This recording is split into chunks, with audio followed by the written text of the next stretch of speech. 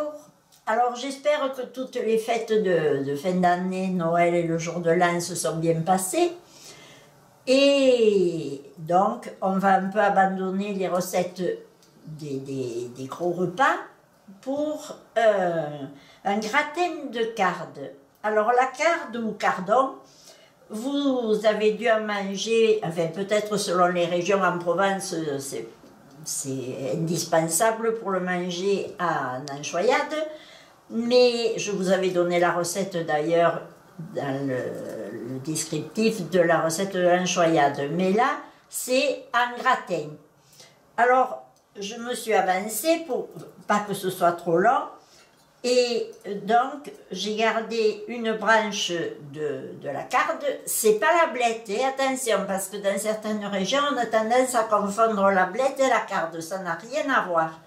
Donc la carde, ça se présente un pied avec des branches comme ça serrées, et voilà. Alors je vous en ai gardé une pour vous faire voir, parce qu'il y a un peu des fils qu'il faut lever, voyez. Alors vous coupez et vous tirez ces fils. Bon, celle-là, elle était particulièrement blanche et belle, cette carde, mais enfin il y en a eu un peu. Et vous faites venir à l'étrier vos fils qui risquent d'y avoir. Et voilà, et là vous le mettez à tremper dans de l'eau avec du citron ou du vinaigre blanc, et voilà. Et ensuite vous le faites cuire à l'eau salée, et ne le faites pas cuire par exemple au cuit-vapeur, c'est moins bon, puis ça risque de noircir un peu, parce que dans votre eau de cuisson vous y mettez un citron coupé en morceaux. Alors voilà ma carde que j'ai fait cuire ce matin. Alors vous voyez, ça, quand je l'ai goûté, c'est pour vous faire voir que j'avais mis du citron dedans pour que ma carde reste bien blanche. Et donc, après vous le coupez en morceaux et vous le faites cuire à peu près demi-heure. Et vous essayez avec la pointe du couteau pour voir si elle est cuite. Voilà. Voilà la préparation de la carde. Alors ça, je vais le lever et je vais vous faire voir après pour faire le gratin. Alors je prends une sauteuse et j'y mets. Alors là, j'en ai fait pour demi litre. Donc je mets 60 grammes de beurre. Mais je ne mets pas tout de suite, et mon beurre, voilà. J'en mets la moitié d'abord. Et là, alors là, c'est spécifique à la recette provençale. On y ajoute 4 filets d'anchois pour à peu près 1 livre. Alors, à l'huile, là, les filets d'anchois, et donc vous les coupez, vous les raclez comme ça là. Voilà. Maintenant, si vous n'aimez pas l'anchois, c'est pas une obligation, et vous pouvez très bien faire ce gratin sans injonction des filets d'anchois. Bon, nous on aime, parce qu'on a l'habitude, on aime bien les anchois en Provence, mais c'est pas une obligation. Voilà. Et là, quand votre beurre est fondu, vous y ajoutez, donc n'en mettez pas quand même la moitié du verre, ça serait trop fort après. Je vais lever les épluchures d'anis. Et là, vous faites juste blondir un peu vos anchois, voilà. Et là, vous y ajoutez votre carde que vous avez donc fait cuire comme je viens de vous le dire. Voilà. Là.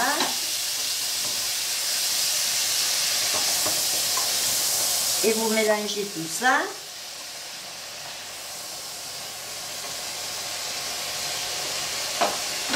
Là. Et vous ajoutez j'avais mis à peu près la moitié, donc 30 grammes. Les 30 grammes restants de beurre. Voilà. Que vous faites fondre.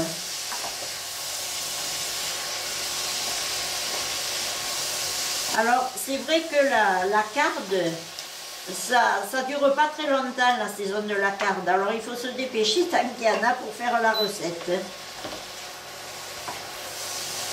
En février, c'est souvent terminé. Les cardes, les producteurs tâchent de l'avoir pour les fêtes de Noël parce qu'évidemment, c'est un légume indispensable pour l'enchoyade. Et ensuite, bon, mais ça ne dure pas très longtemps. Hein.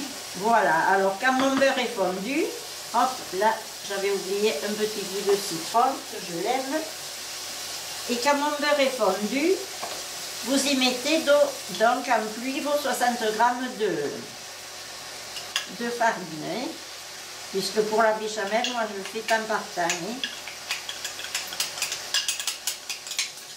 60 grammes de farine, 60 grammes de beurre pour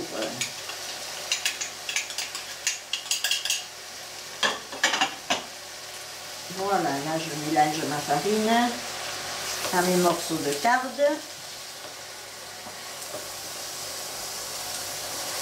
Jusque là, vous voyez que c'est pas compliqué. Là. Et là, vous y versez, vous déléguez votre lait. Alors du moment que le beurre, la farine et les cardes seront chaudes, le lait doit être froid, hein. Vous le savez pour la béchamel. Voilà. Ou si vous préférez, vous pouvez faire la béchamel à part et puis la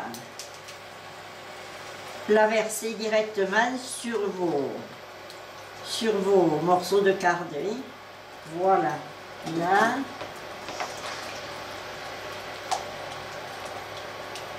Et là, je vais laisser mijoter un petit peu. Je vais y ajouter mon sel et mon poivre. Alors là, je vais mettre de la fleur de sel.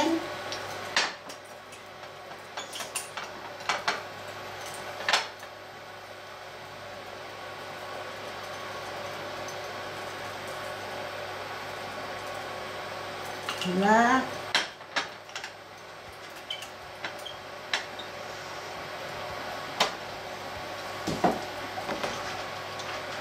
Voilà, il faut penser à appuyer pour que la farine et tout se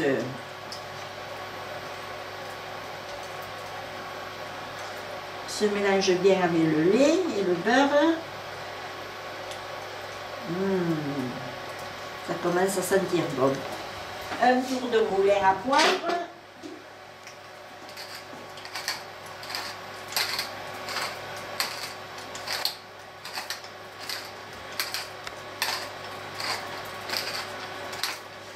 Il faut que ce soit un peu relevé quand même, hein, parce que la carde c'est assez doux et comme légume, c'est assez délicat. Bon, c'est vrai que là j'ai mis un peu d'anchois, ça va relever. Voilà. Et là, je vais baisser ma plaque et je vais laisser mijoter un petit moment que ma béchamel se prenne et on se retrouve dans quelques minutes. Voilà, alors là ça fait 5 minutes, entre 5 et 10 minutes que ça mijote doucement. Et voyez, ma béchamel a commencé à se lier. Et voilà ce que ça donne. Voilà, et là, je peux arrêter et je vais verser mes cardes avec la béchamel dans un plat à gratin.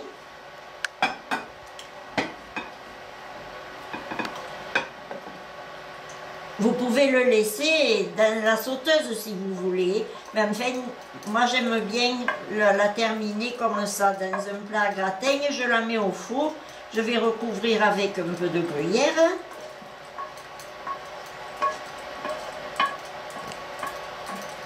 De l'emmental et du fromage râpé. Voilà.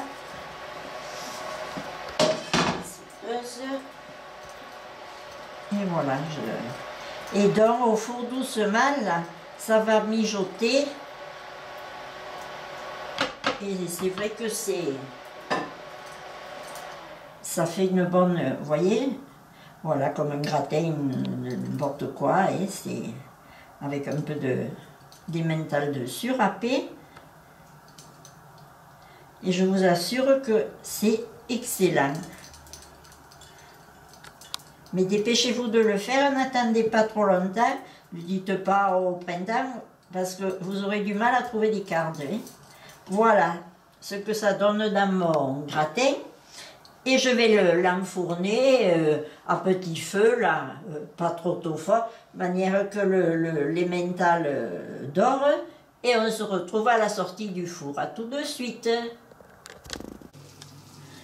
Et bien voilà, demi-heure après un passage au four, vous voyez, demi-heure à 180.